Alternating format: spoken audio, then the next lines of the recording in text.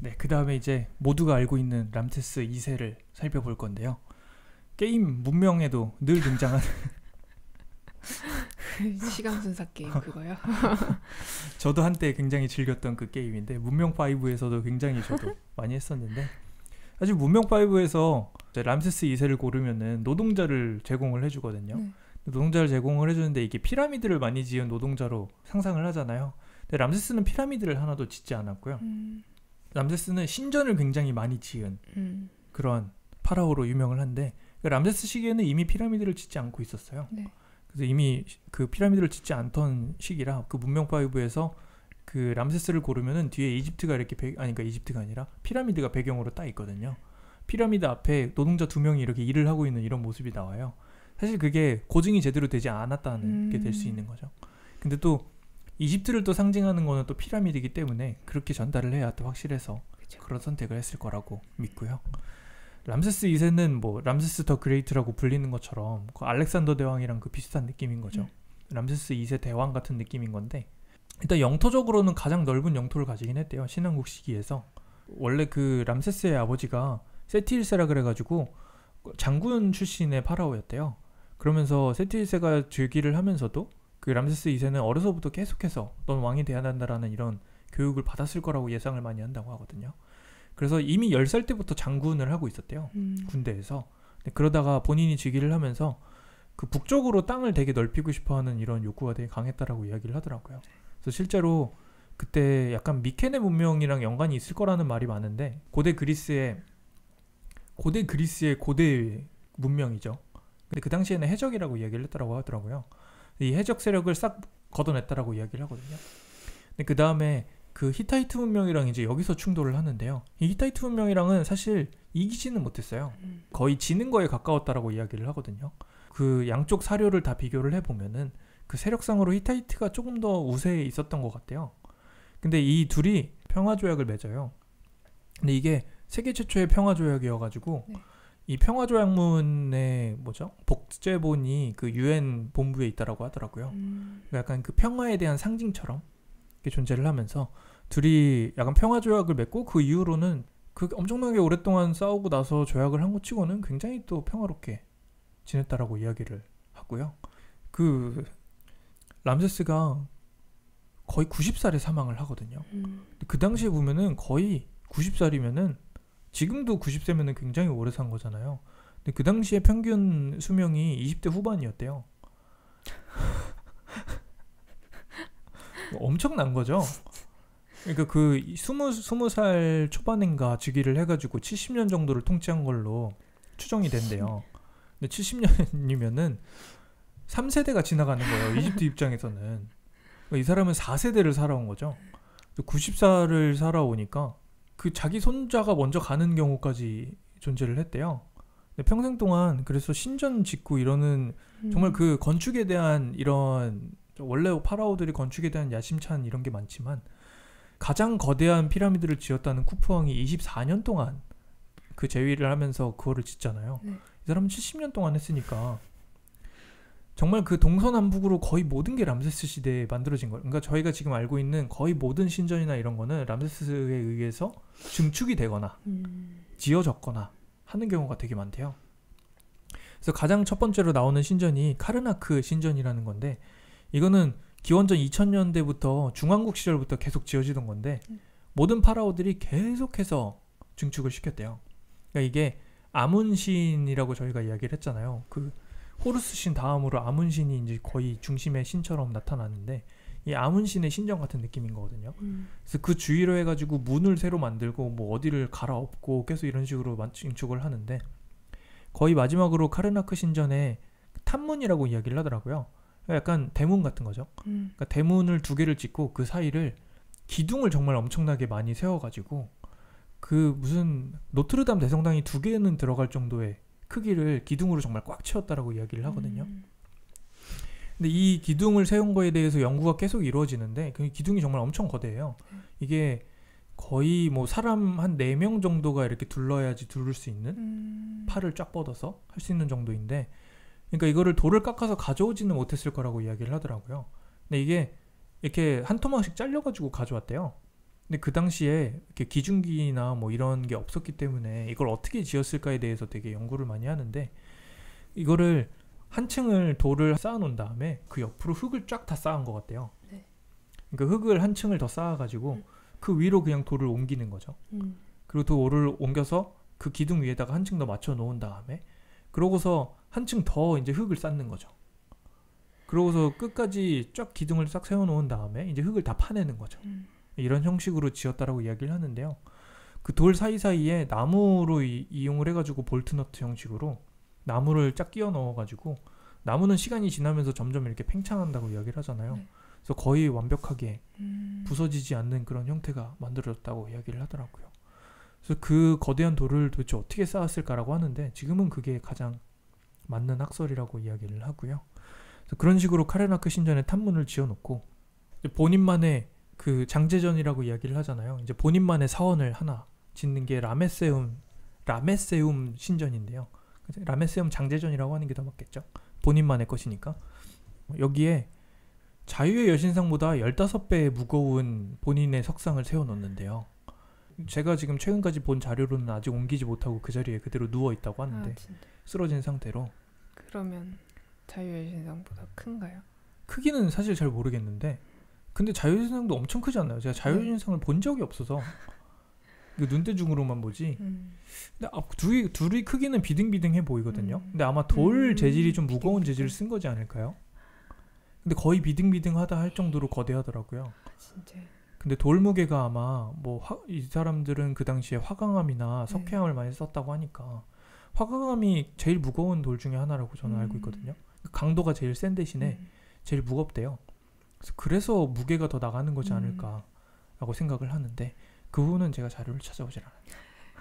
근데 보기에는 확실히 그 자유의 신상이랑 거의 정말 삐까삐까한 정도의 거대한 크기라는 거고, 왜 제가 그 15cm로 이름판 왕이 파라오가 있었다고 하잖아요. 그게 이 석상에다가 15cm로 이름을 파놨다고 하는데, 애초에 거대해서 좀 그랬을 것 같기도 한데, 어쨌든 15cm는 지우지 말라라는 의미로.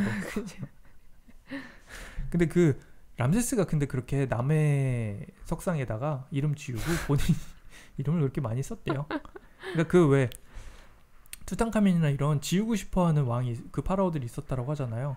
그런 파라오들의 석상에다가 그렇게 이름을 지우고 본인 이름을 넣는 식으로 했다라고 하더라고요. 제발저렸구나. 그래서 약간 본인 거 만들 때는 15cm로 한 거지 않을까 하는데, 진짜 제발저린 게 맞는 것 같아요. 저거 어떻게 푸셔요? 쓰지도 못하겠네. 그렇게 했다라고 하는데, 근데 이 라메세움 신전 안에 그 왜 저희가 아까 히타이트 문명이랑 싸웠던 그 전쟁이 있었다라고 하잖아요. 결국에 평화 조약으로 끝났었던. 근데 이게 거의 사실 이집트가 거의 열세에 있었다라고 이야기를 많이 하거든요. 근데 이 전투를 카데시 전투라고 이야기를 하는데요. 거의 뭐 이것도 역사적으로도 굉장히 중요한 전투 중에 하나라고 이야기를 하는데, 거기 안에다가 이 카데시 전투에 대한 벽화를 그려놨대요. 근데 정말 완전 대승을 거둔 것처럼, 마지막에 평화조약을 맺었음에도 완전 대승을 지은 것처럼 이렇게 해놨다라고 이야기를 하더라고요. 그래서 심지어 그 주위에 적들을 이렇게 그려놓으면은 대부분 시체나 죽어가는 모습으로 그려놓으면서 이렇게 어떻게 보면 날조를 했다라고 이야기를 많이 한다고 하더라고요. 그래서 약간 어떤 그 학자는 또 그런 주장을 하는 게, 약간 이렇게 날조를 함으로써 본인에 대한 이런 지나친 자신감으로 인해서 이집트가 발전을 시작하지 못한 거지 않을까. 그러니까 발전이 멈춘 게 그런 정신적인 부분 때문에, 사실 굉장히 발전이 필요한 시기였거든요. 네. 주위 세력이 너무 강해지고 이러면서. 근데 약간 이렇게 그 정신승리라 그러잖아요. 이런 정신승리를 시작을 하면서 조금 발전이 좀 더뎌지기 시작하지 않았나라고 하면서, 그때부터 좀 쇠퇴의 길로 들어갔을 것이라는 말을 이야기를 많이 하거든요. 그래도 그 람세스 시절에는 남부 쪽으로 해가지고 땅도 많이 넓히고, 아래쪽에 누비아라 그래가지고 흑인 계열의 국가가 있었거든요. 근데 거기에 금이 그렇게 많이 나왔대요. 그래서 거기를 가지면은 금을 엄청나게 가질 수 있어가지고, 근데 그 지역을 그렇게, 그래도 뭐가 이렇게 쾅쾅거리는 거야? 이 소리 다 들어가? 되게 웃긴다. 근데 우리나라는 그거 조선 왕조 때 정조가 그렇게 욕을 많이 했대. 뭐를? 대구에? 대구에? 이거 기다리느라. 아니 괜찮아. 정조가 그렇게 욕을 많이 했는데 이렇게 서기한테 이건 넣지 마, 뭐 욕을 한 거야. 근데 그거까지 다 썼대 우리는. 아 그게 정조구나. 그 조선 왕조실록에 그렇게 나왔다는 거 쓰지 말라고 하는 거까지 다 썼다는 거. 그거 지운다고 왕들이 가져와 이러면 이렇게 서기가 이렇게 돌고 도망갔다 그러더라고. 근데 그런 전통이 있었다는 것도 되게 대단한 것 같긴 해. 근데 이게 서양 미술사랑 동양 미술사 할 때 서양 미술사가 되게 서양사가 되게 대단한 것처럼 이야기를 하는데 사실 그 중앙 집권 체제를 유지를 하는 거에서 그 밑에 막 아래에 무슨 부가 있고 어느 나라에서 어느 지역에는 누구 어이랜다. 어떤 영감을 두고 막 이런 거 있잖아. 네. 이런 그 시스템이 이렇게 촘촘할 수가 없었대요.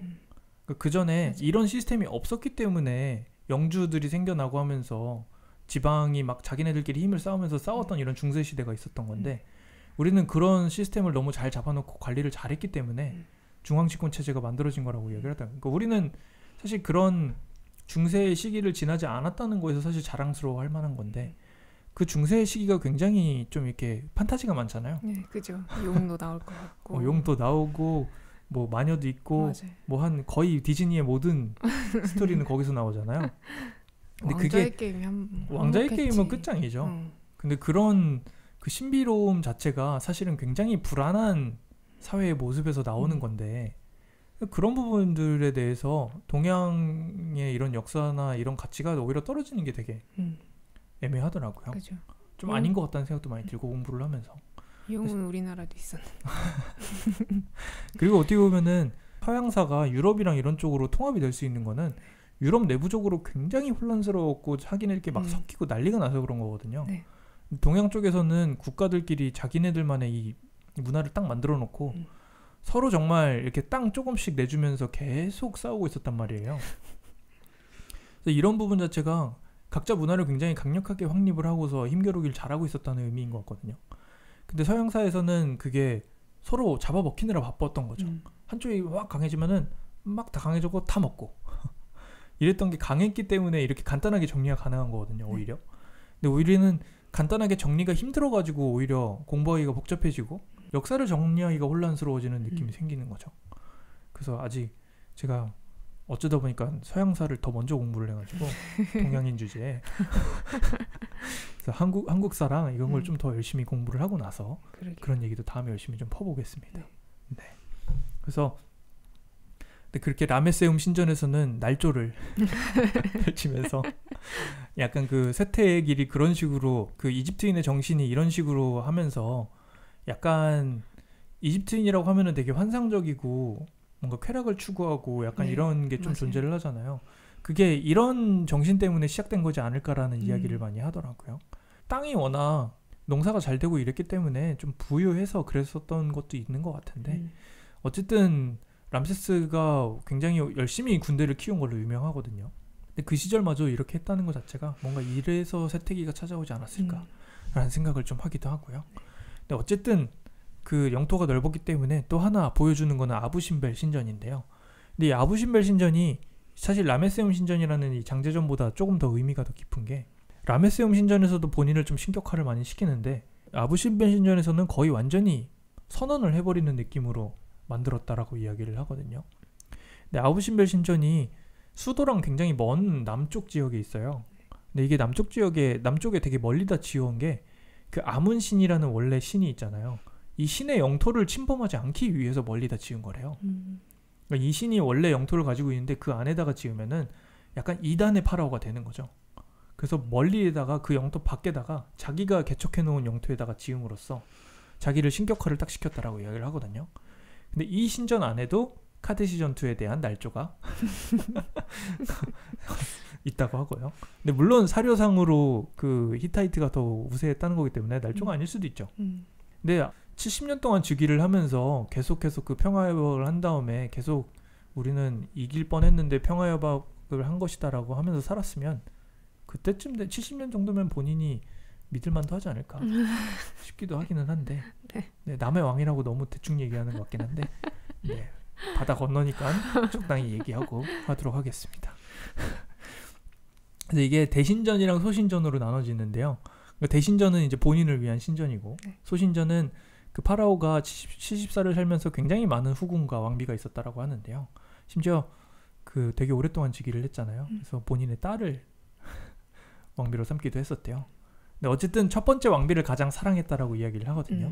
그래서 그 사랑이 이 소신전을 통해서 표현이 됐다라고 이야기를 해요. 굉장히 언짢은 표정이긴 한데 좀 말이 안 현대인의 시각으로는 되게 말이 그죠. 안 되기는 하죠. 신기한. 네, 그 장수 얘기는 좀 금방 할 거니까 신전 이야기부터 빨리 하면은 그 소신전 원래는 왕과 왕비를 그릴 때는 왕이 굉장히 거인으로 그려지면은 왕비는 발만하게 그려진대요. 근데 이 대신전 소신전에서는 왕비를 똑같은 크기로 그 조각을 하고 그렸다라고 이야기를 하거든요. 그리고 이게 그 남쪽 지방에다가 지은 게 본인이 확장한 영역에다가 새롭게 신격화를 시키면서 만든 것도 있지만 아문신의 영토를 침범하지 않으면서 그 지역이 제가 아까 누비아 지역을 이야기를 했잖아요. 누비아 지역에 대한 영향력을 좀 확고히 하기 위해서 누비아인들한테 이렇게 좀 이렇게 보여주는 거죠. 우리가 이렇게 위대한 인간들이다고 이야기를 하면서 그 너희는 우리를 따라라 약간 이런 거지 않았을까 싶어요. 근데 그 이후에 누비아인들이 이집트를 남이집트라고 그러거든요. 이집트는 주로 상이집트, 하이집트로 나눠져요. 네. 그래서 남이집트를 나중에 통치를 해요. 누비아인들이. 그래서 흑인 파라오가 나왔다라고 하는 게 그 누비아인이 와가지고 정통성을 주장을 하면서 흑인 파라오가 오고 그러는 거거든요. 뭐 그렇게 하면서 영향력을 확고히 하려고 하기도 했지만 어쨌든 쇠퇴기에 들어가면서 반전이 되는 상황도 오기는 했었던 건데 이게 또 설계적으로 되게 재밌는 점이 존재를 하는데요. 1년 중에 딱 2일 두 개의 날이 10월 22일이랑 2월 22일 날 이렇게 신전으로 들어오면은 일자로 정말 쭉 끝으로 해가지고 가장 끝방에 4명의 신을 그 조각상을 앉혀놨대요. 그게 한 명은 이제 아문신도 있고 네. 한 명은 그 본인이고 그리고 2명의 신이 거기 앉아있다라고 하는데요. 그 10월 22일이랑 2월 22일만 딱 그 방에 이렇게 빛이 쫙 들어가게 설계가 돼 있대요. 정확하게. 그래서 그 이틀만 딱 들어가게 돼 있는데 그 중에 한 명이 어둠의 신이라고 하거든요. 네.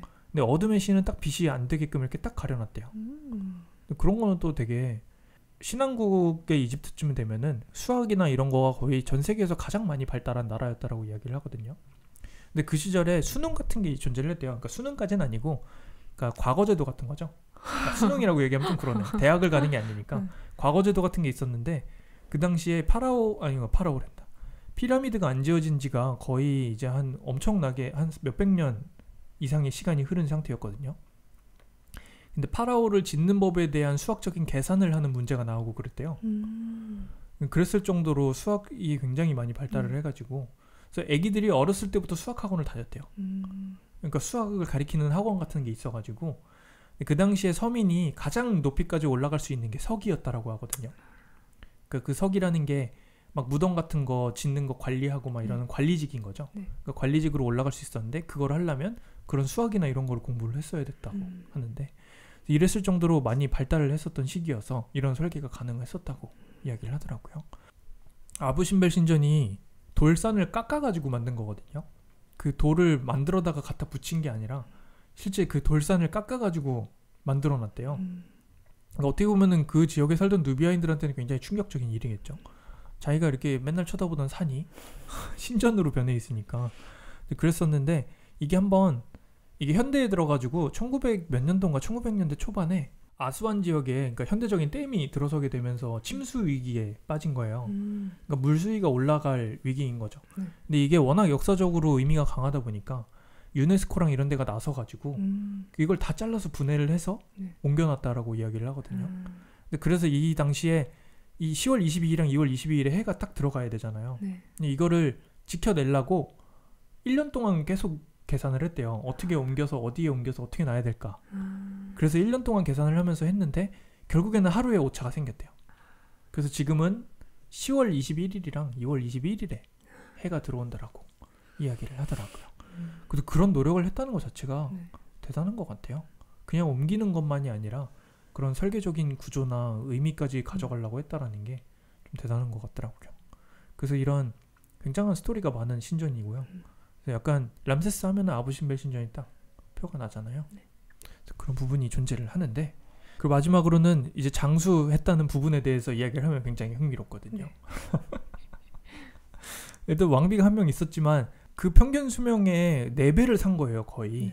90살까지 살았으니까 20대 후반에 다 사망을 했었는데, 그러다 보니까 그 독특하게 하나 발견이 된 게 가족묘가 발견이 되거든요, 왕가의 계곡에서.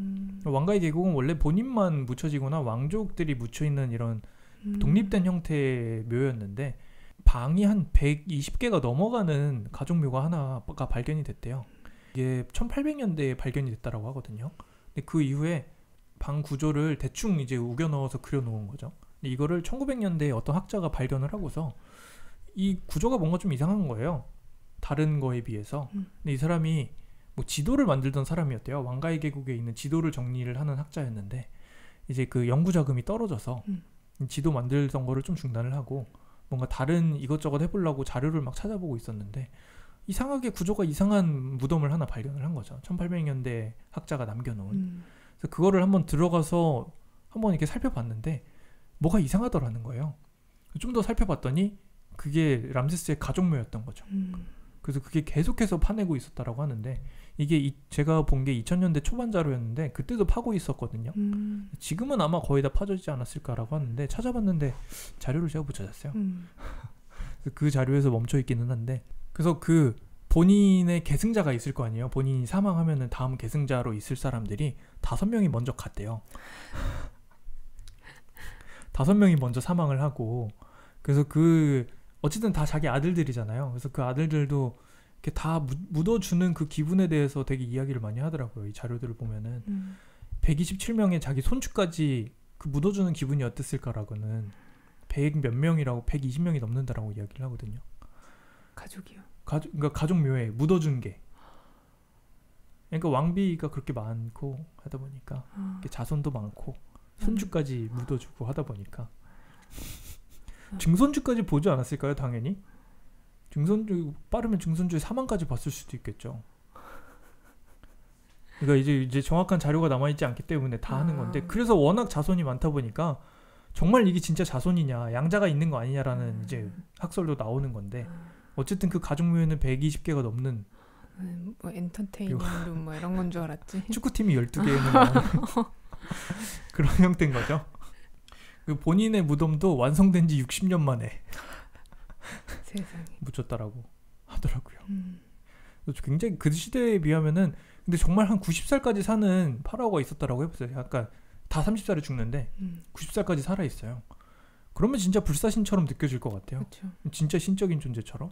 마지막에 자신을 신이라고 이렇게 선언하는데 큰 죄책감이 없었을 것 같아요. 진짜. 진짜 정말로. 진짜. 그 70년 동안 재위를 한다는 게 엄청난 거죠. 20년 넘어도 굉장히 안정적으로 오래 통치했다라고 이야기를 하는데, 그러면 진짜 불사신이라고 할 만하죠. 그래서 네, 그렇게 오래 살아서 본인의 딸을 후궁으로 삼기도 했다는 이런 무서운 스토리가. 그럼 진짜 자식을 낳았대요. 심지어 자식이 나오면 손주이자 아들이 자식이 되는 거죠. 진짜. 그래서 이게 좀 근친혼이라는 게 참 복잡해지게 만든다는 게 DNA적으로도 문제가 생긴다지만 정서적으로도 솔직히 문제가 많이 생길 것 같아요. 그냥 또 우리 기준인 거니까. 그렇겠죠. 그렇게 생각. 그래도 혼란스럽지 않았을까. 근데 이게 일반 서민층에서는 이런 게 흔하진 않았대요. 아, 그래요? 네, 왕족에서 혈통을 유지하기 위해서 흔했다라는 거니까. 그러니까 신의 뭔가 이런 혈통을 유지한다는 거에서 신들만의 하는 짓이라고 생각을 하지 않았을까요? 그랬던 것 같아요. 하는 짓. 네, 약간 짓으로 표현하게 되네요. 그래서 네, 왕비, 후궁, 딸, 그런 이야기가 존재를 하는 거고요. 네, 그런 짓. 지금 현대인의 시각으로는 굉장히 힘들긴 하죠. 그죠. 근데 그때도 아마 근데 그랬을까? 근데 이게 진짜 역사 공부하면서 이런 게 진짜 제일 재밌기는 해요. 그러니까 그 시기에는 도대체 어떻게 생각했을까? 맞아. 막 이런 것도 있으면서, 심지어 러시아나 이런 데서는 원근법의 반대인 반원근법이라는 게 존재를 하기도 하잖아요. 그러니까 우리가 지금 생각하는 원근법이랑 완전히 반대로 원근법을 썼던, 그러니까 일자를 그려야 되는데 그 사람들은 약간 둥그렇게 그리는 게 일자인 것처럼 느껴지는 이런 형태가 있었다라는 거가 이거 지금 뭐 일자를 일자 푼 거 이게 무슨 소린가 하실 텐데 네. 반원근법이라는 이름처럼 원근법의 반대인데 그 사람들은 그거를 원근법처럼 사용했다는 이런 독특한 점이 존재를 해서 정말 그 사람들은 그거를 원근법처럼 봤을까? 그런데 만약에 그렇게 되면은 원근법이 결국에는 눈을 훈련한 결과라고밖에 안 되는 거거든요. 그래서 그거는 되게 저도 궁금증이긴 한데 다음에 한번 제대로 다뤄보도록 하고요. 네. 그 왜 이 람세스 2세가 너무 유명해가지고 아까 얘기했잖아요. 속옷까지 다 없어졌을 정도로 도굴이 심했다고 이야기하면서 그래서 다른 게 아무것도 없대요. 다른 뭐 투탕카멘에 비해서 정말 100배 넘는 물건들이 있었을 거라고 예상을 하는데 아무것도 거의 남은 게 없다라고. 그래도 그냥 그 미라를 건진 것만으로 어디냐는 이런 형태라고 하는데요. 그 외에 그 미라는 여건이 있는가 이런 거 인터넷에서 본 적 있잖아요. 네네. 그게 람세스 2세거든요. 이게 람세스 2세가 그 뭔가 보관을 잘못해가지고 네네. 곰팡이가 생기기 시작을 했었어요. 그래서 그것 때문에 이집트에서는 해결할 수 없으니까 프랑스로 갔다 오거든요. 그래서 국제법상 이게 근데 뭐 그런 말이 있대요. 이집트 관리인가 누가 이거를 말린 생선이라고 술 마시고 나서 그렇게 처리를 했대요. 그래서 그게 뭐 엄청 그 논란이 돼가지고 여권을 만들어서 이렇게 했다라고 하거든요. 그런 걸로 저는 알고 있는데 어쨌든 여권을 만들고 프랑스에 가는데 네. 또 프랑스는 또 그거를 프랑스도 이걸 웃기다고 해야 되는 건지 멋있다고 해야 되는 건지 모르겠는데 다른 나라에 국가 원수가 온다고 의장대가 나와서 환영을 해줬대요. 이거 멋있긴 멋있는 건데 어떻게 보면 되게 웃기기도 하고 역사에 대한 예우인가요? 뭔가 리스펙 약간 이런 느낌인데 국회 의장대가 진짜 나와가지고 이렇게 환영하듯이 해서 데려왔대요. 그러고 나서 방사선으로 이렇게 뭐가 치료를 하는 걸로 곰팡이를 없앴다 성공적으로 그 치료를 받았다고 하는데요. 근데 이게 또 그런 것도 있대요. 그 또 프랑스인이 또 이런 거 역사를 잘 존중하는 건지 그 의사들이랑 이런 사람들이 방사선 치료를 받고 나서 또 루브르에서 무슨 이집트 고대 포 이렇게 싸는 천 같은 거를 기증을 해줬대요. 그 람세스를 싸서 다시 돌려보내라고. 근데 그 다시 싸는데 그거를 그 싸는 사람들이 고대 이집트에서 했었던 그 의식 같은 거에 대한 자료를 찾아가지고 실제로 그 의식을 해주면서 그건 좀 멋있네요. 그러니까 그렇게 의식을 해주면서 포를 싸줘서 다시 보내줬다라고 하더라고요. 이집트로. 그래서 그런 거 보면서 프랑스가 대단한 건지 의장대도 나오고 하면서 그렇게 해서 여권을 가졌던 그런 에피소드가 존재를 한다고 하고요. 다 했나? 그런가요? 그런 거 같죠? 네. 오늘 양이 너무 많아요. 네. 거의 한 시간 반? 평소 2배 분량을 한 것 같거든요. 아마 2편으로 찢어지지 않을까 싶은데 2편으로 나눠서 제가 이틀에 걸쳐서 며칠에 걸쳐서 올리던가 양이 정말 많네요. 근데 평소보다 자료가 좀 많긴 했어요. 파라오들이라고 하면서. 네, 그래서 미술에 대한 이야기가 많이 빠졌지만 저희 오늘 재미난 역사를 한번 살펴봤다고 이야기를 하면서 왕과 왕비, 후궁, 딸 다양한 이야기들이 나왔었고요. 그거밖에 기억이 안 나는 건가? 그러니까 이게 너무 세기는 해. 근데 파라오들 공부하면서 그 막 남매끼리 결혼하는 건 일도 아니에요. 그래서 참 왕자의 게임에서도 뭐 그랬었나? 나 시즌 어느 정도까지 보다 안 봤거든요. 못 봤거든요. 원에서도 나오지 않아요? 원에서도 그랬나? 근데 그거는 되게 아들 나오잖아요. 감추잖아. 되게 뭔가 죄책감을 가지잖아요. 거기서는. 여기서는 완전 공표하는 거 아니에요. 그러니까 신의 자식 둘이서 신으로서 이제 뭐 하겠다 뭐 이런 건데 그 혈통을 유지를 해야 된다지만 그게 참 현대인의 시각으로서는 어쩔 수 없나 봅니다. 저도 참 이 다양성을 존중하고 그렇게 늘 이 존중을 키워드로 이 구름제약자들을 진행을 하고 세라미술식을 진행하고 있지만 이 부분은 어렵네요. 요즘은 범법이니까요. 그죠? 지금은 범법인 거죠. 그죠? 빠뜨린 거 없나? 빠뜨리면 점으로 찾아오는 그 유튜브 보시는 분들은 모르실 수 있는데 팟캐스트에서는 .5 편이 있어요. 그래서 제가 빠뜨린 부분들 설명 추가적인 거를 하고 있는데 유튜브로까지 만들기는 제가 저도 잠을 좀 자야 될 것 같아서 네, 오늘은 상당히 힘드네요. 네. 평소보다 거의 에너지가 한 2배 빠진 것 같아요. 네, 빨리 오늘은 끝나고 치킨을 한 마리 먹으려고 그러고요. 닭에게 미안하지만 네, 그러면 뭐 이렇게 자꾸 빠뜨린 기분이지? 너무 많아서 그렇겠죠? 네. 네. 1시간 40분? 네. 지금 엄청난 양을 녹음을 한 상태여서 제가 편집을 열심히 하고 2편으로 자르든 해서 올리도록 하고요. 네. 오늘은 빠르게 인사를 하도록 하겠습니다. 네. 90살까지 산 람세스에 대한 이야기 잘 들었고요. 나 자신 잘 해봤고요. 오래 앉아 있어서 허리 아프구나. 죽겠어요. 지금. 허리 안 좋기 시작했는데 네, 얼른 끝내도록 하겠습니다.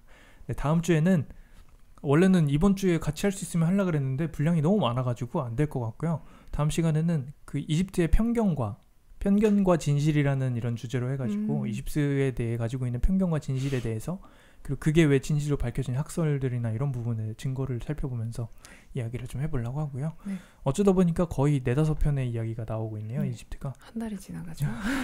이집트가 이야기가 많아요. 아마 다른 데는 그러지 않을 거예요. 네. 중세 시작도 안 했죠. 네, 고대 그리스 헬레니즘 아직 가지도 않았습니다. 네. 고대 그리스가 저는 개인적으로 되게 재밌는데 고대 그리스도 여러 편이 나올지 모르겠어요. 네. 네, 어쨌든 그러면 다음 시간에 또 찾아뵙도록 하고요. 네. 다음 시간에 이집트의 진실, 편견과 진실이라는 느낌으로 해서 제목을 아직 정하지 않았는데 원래 여기다가 끼려고 했던 거라 네, 그렇게 해서 좀 제대로 준비를 해서 오도록 하겠습니다. 자, 인사해 주세요. 지금까지 세라미술 이유식의 진행을 맡은 송다솜이었고요. 네, 디자이너 송다솜 양과 세라미술이유식을 진행한 개념미술가 이동준이었습니다. 다음 주에 재미난 이집트 마지막 이야기로 뵙도록 하겠습니다. 덥네요. 네. 안녕. 안녕.